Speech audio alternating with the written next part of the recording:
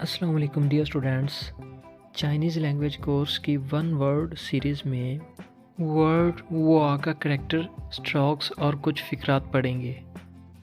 तो आज का हमारा वर्ड है वा। वा थर्ड टोन के साथ। इसका मीनिंग है आई, माई या मी, मैं, मेरा या मुझे। वा का करेक्टर फे, हंग, शू काओ, थे, शे काओ, फे, तियन। तो ये था हमारा वो आ का करेक्टर। अब हम वो आ को यूज़ करते हुए कुछ सेंटेंस बनाते हैं। वो आ मैं यो न महाओ, वो आ मैं यो न महाओ, I am not so good, मैं इतना अच्छा नहीं हूँ।